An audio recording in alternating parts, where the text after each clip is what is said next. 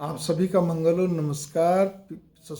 ससुराल में पीहर की गरिमा और अपनी स्वयं की गरिमा कैसे बने, बढ़े, बरकरार रहे, ठीक है ना, हमेशा के लिए बनी रहे। तो कैसे साख, ये हमारी साख होती, गुडविल। इसके लिए अभी इसी कड़ी में आपको 5वीं कड़ी चल रही है। सबसे बड़ी चीज़ क्या आती है, ससुराल के बारे में एक तो आप पहले से प्रेजुडिस हो जाती है। कुछ तो इस फैमिली सीरीज वगैरह ने कर दिया, कुछ क्या कहते हैं, जो भी समझ, कई कई ऐसे सीन आते हैं जो भी, जिससे या बातें बूतें बहुत होती है, बहुत सारी चीज़ें हैं, शेयरी समाचार। तो आप पहले से प्रेजुडिस हो जाती है, आप पहले से कल्पना करते हैं ससुराल में तो ना कोई जरूरी नहीं कि मेरे को मेरी सास अच्छी मिलेगी, ठीक है ना, कोई जरूरी नहीं कि क्या कहते हैं मेरा, क्या कहते हैं जो जेठानी देरानी, मतलब जो भी अच्छी मिले, मतलब पहले ननंद वगैरह, स्त्री पक्ष को लेके, स्त्री हो के स्त्री पक्ष को लेके तो पहले से आप अपने आप में सबसे ज़्यादा वो समझ देती हैं। बाकी तो पूरे ससुराल को ही लपेटे में लेते हो, लेकिन कहने का तो मेन तौर पे नहीं नहीं, ये तो ऐसी होती है, ठीक है ना। वो कहते हैं ना आमतौर पे सास बहू ननंद भाभी, ठीक है, तो इस तरह वाले जो फिगर्स चलते हैं तो आपके दिमाग में आते नहीं नहीं, तो सबके सब ना अहंकारी होते हैं या चतुर होते हैं, वो फलाना ठिकाना जो भी कुछ हो। एक तो ये अज्ञात भय आप अपने मन में पहले पाल लेते हैं, फिर से अज्ञात भय और बढ़ जाता है।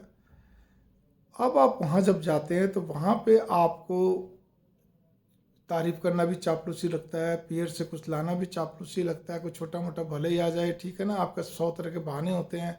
इसी प्रकार से आपको केवल अपना कैरियर ओरिएंटेड, अपना कैरियर अच्छा लगता है, बस मेरा कैरियर बस जमा रहे, बढ़िया चलता रहे, कोई दिक्कत नहीं है, ठीक है ना। और आपको काम करने में भी क्या कहते हैं, बड़ी एक आलस आता है, कोताही। आप बस एक वहाँ तो मैं तो कभी सीखा, अरे भाई तो वहाँ सीखो। लगभग कई माँ बाप आजकल आधुनिक ये कहते हैं जी मेरी बेटी को रसोई वसोई नहीं आती, एक आधी चीज़ को छोड़कर। हालांकि ये पीर वालों की गलती है, थोड़ा बहुत सिखाना चाहिए उनको, अच्छे ढंग से सिखाना चाहिए, जितना आ जाए तो ठीक है। ऐसी वाली बात नहीं होती कि बच्चे इतनी क्या कहते हैं, चाहे पढ़ाई में कितनी मशगूल हो लेकिन वो नहीं सीख सके। आखिर घर में तो आती हैं, छुट्टियों पर भी आती हैं, सब कुछ है, मान लो बाहर भी हैं तो। लेकिन खैर मैं भी उस बात पर नहीं जा रहा, मैं इतना जा रहा, तो आप वहाँ सीखे ना। अगर आपको कुछ भी नहीं आता तो, जैसे एक लड़की ने कहा मुझे चाय और नूडल्स के सिवाय कुछ नहीं आता, चाय बनवा लो, नूडल्स बना लो, ठीक है ना, मैगी आदि मत, ये बाकी मुझे कुछ नहीं आता, ना रोटी ना चावल ना दाल, कुछ नहीं आती, सब्जी वगैरह तो बहुत दूर की बात है, मिठाई पानी में नहीं। तो आपको सीखना चाहिए, मम्मी जी से आराम से सीखो, जो भी घर में बड़े बुजुर्ग है सबसे आराम से सीखो, सबसे मिलो जुलो, सबको सुबह उठ के अभिवादन करो। अब वो अलग बात है कि राजस्थान में जैसे पाँव छूते हैं, ठीक है ना, भारत की कई परंपराओं में पाँव छूते हैं, तो जैसे तो इसीलिए मेरे को राजस्थान का क्षेत्र ज्ञान है, तो ये मैं कहने जा रहा हूँ। इसी प्रकार से नहीं तो नमस्ते करिए, झुक के प्रणाम करिए, प्रणाम, अब प्रणाम के अंदर भी प्रणाम करिए, नमस्ते बोलिए, या फिर क्या कहते हैं अपना अपना संबोधन होता है, कई राम राम करते हैं, झुक के राम राम जी, ठीक है ना, जय श्री कृष्ण, जैसे हमारे यहाँ सब जय श्री कृष्ण करते हैं, हम पाँव छूते हैं अपने बड़ों के रोज, ठीक है, और जय श्री कृष्ण बोलते हैं, हमारी बोलचाल में जय श्री कृष्ण ज़्यादा है। तो राजस्थान में जय श्री कृष्ण का प्रचलन ज़्यादा, गुजरात में प्रचलन ज़्यादा जय श्री कृष्ण का। तो भावना मेरी यहाँ पर ये है, आपके अंदर होना चाहिए, आपसे छोटे हैं थोड़े बराबर के, उनको फिर उनको आप चाहे गुड मॉर्निंग अगर कुछ भी कर सकते हैं, ठीक है ना, लेकिन सबको अपना बनाने के लिए सबसे बातचीत रखिए, कमियां मत ढूंढिए, कोई ऐसे कमी के काम भी, हमारे अंदर भी कमियां होती हैं, ठीक है ना, सबके अंदर होती हैं, लेकिन ऐसा कोई परिवार बुरा नहीं होता है, ठीक है। लेकिन आप क्या कहते हैं, किसी से कम किसी से ज़्यादा ऐसा भी मत करिए। और सबसे पहली बात ये, अपनी सास को अपने कॉन्फिडेंस में लेना बहुत ज़रूरी है, क्योंकि जो ननंद भी होती है वो भी क्या कहते हैं अपनी माँ से ही हमेशा क्या कहते हैं अटैच रहेगी। जैसे आप हो, आप भी अपनी माँ से अटैच हो, शादी तो होगी लेकिन माँ से अटैच हो, अपनी जन्म देने वाली माँ से, तो वही चीज़ है। तो माँ ही फिर सारी बातें संभालती हैं, ठीक है ना।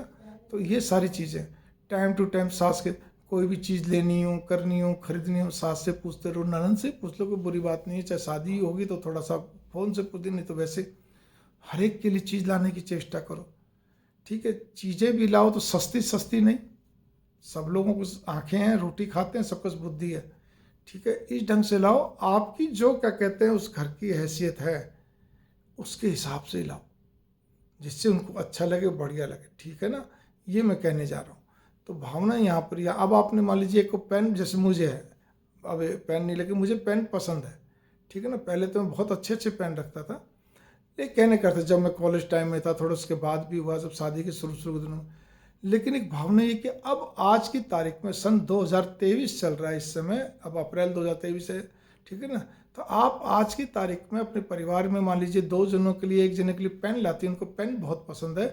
अब आप ले आती हैं केवल मुश्किल से 40-50 रुपये का, 60-70 रुपये के पेन आते हैं, चलिए अधिक मतलब अंडर 100, तो आपकी कोई गरिमा विशेष नहीं गिनी जाएगी, ये बात पे गौर करिए।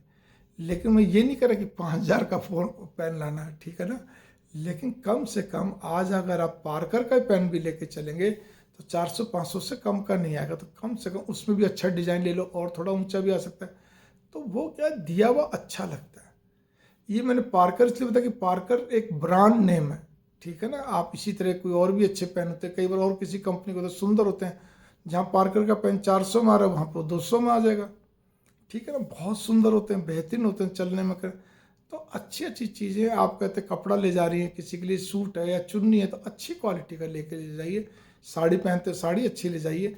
मैं ये भी साड़ी में भी ये नहीं कहता कि आप 5-5 हज़ार की साड़ी ले जाओ, 4-4 हज़ार की, लेकिन कम से कम ऐसा तो हो कि जो कि कम से कम देने में अच्छा लगे, कपड़ा अच्छा लगे, उसकी तारीफ हो, ठीक है ना। ये भी चीज़ पे ध्यान कर लीजिए आप। तो हर चीज़ पे, और मम्मी जी से हर काम पूछ के चलो, नज़दीक रहो दूर रहो जैसे भी रहो, ठीक है ना। कल किसी जगह मम्मी जी ना रहें, ठीक है ना, या मम्मी जी हैं ही नहीं, आप बिना सास मतलब वो भगवान के घर चले, मतलब स्वर्गवास हो चुका उनका, आपके जाने के बाद लंबे समय बाद या बाद में, तो आप अपनी ननद से भी बात कर सकती हैं, ठीक है ना। या वहाँ पर उस समय जो भी बड़ा हो हो सकता है आपकी दादी सास भी उस घर में रह रही हो, ठीक है ना, आपकी ताई सास रह रही हो, आपकी कहते हैं ननंद हो, आपकी जेठानी हो, वहाँ पर जो भी कुछ बड़ा हो स्त्रियों में, और जिसकी वहाँ पे प्रमुखता ज़्यादा हो, उसको अपने कॉन्फिडेंस में लीजिए, और हर चीज़ का, छोटी बड़ी बात का फैसला उन्हीं को दीजिए आप। ये आपको करना है। आप बताओ मम्मी जी, ताई जी, चाची जी, भाभी जी, जो भी कुछ है आप बताएंगे। दीदी, ननंद को दीदी बोलते, तो या अगर छोटी है तो नाम लेके बोलिए, कोई बड़ी बात नहीं, ठीक है ना। आप क्या कहते हैं, आप बताओ कैसे क्या करना है हर चीज़ के लिए, ताकि उनको यूँ लगे यार ये हर काम मेरे से पूछ के करती, कितना हमारा ध्यान रखते हो। जब भी जाती कहीं पे बाहर जाए शॉपिंग करने, तो हमारे, अब जैसे लोकल शॉपिंग करने जा रहे हो आप, उसी घर से ही निकलो, कुछ ना कुछ खाने पीने का सामान लिया है, थोड़ी मनपसंद, देवर के लिए लिया है, जेठ के लिए लिया है, उसके लिए छोटा मोटा, मतलब अरे भाई पैसा आपके पति का ही है, ठीक है ना। और अगर आप भी कमा रहे तो आपका तो क्या फ़र्क पड़ गया।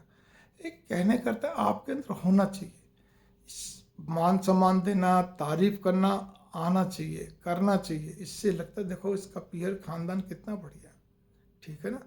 ये चीज़ मैं कहने जा रहा हूँ। तो आप भी कृपया करके इस बात पे गौर करिए कि आपको एक ही चीज़ करनी है कि आपको तारीफ करना, मम्मी को या घर में जो प्रमुख है उनको प्रमुखता देना, ये ध्यान कर लीजिए। और बिना बायस हुए आपको किसी का पक्ष भी ऐसे नहीं लेना हर बात पे, वरना कल को दिक्कत आ जाएगी। छोटा मोटे की बात अलग होती है, ठीक है ना। और पति की बात माँ को नहीं बतानी, उसकी अपनी सास को या किसी को भी, ठीक है ना। ये भी ध्यान रखना। आमतौर पे क्या होता है, पति की कमियां उसकी माँ को बताए चलते हैं, उसको दुख होता है। देखो आज कोई भी माँ उसके बेटी की कमियां बताओगे उनको दुख तो होगा, और वो भी अपनी बहू, और तो कोई बताए तो चलता है, और बहू बताए तो फिर। तो मेरी भावना ये है कि इस चीज़ पर गौर करें, ज़्यादा गहराई में समझे जो मैं कहने जा रहा हूँ। मंगल कामना, नमस्कार। और हमेशा ये भी याद रखिए, पति को परिवार में, अगर उसके मन में परिवार से थोड़ा अलग होने की या कुछ अजीब स्थिति हो रही, उसको जोड़े रखने का प्रयास करिए, सच्चे दिल से प्रयास करिए, ताकि कम से कम आपकी गवाह, आपकी सास, आपकी ननंद या जो भी कोई हो तो बने कि भाभी जोड़ने का प्रयास करती है, भाई हमारा ऐसा है, हमारा बेटा ही ऐसा है, ठीक है ना। ये भी ध्यान रखिए आप इस बात को, बहुत ज़रूरी है। मंगल कामना, नमस्कार। एक और भी चीज़ मैं कहना चाहता हूँ।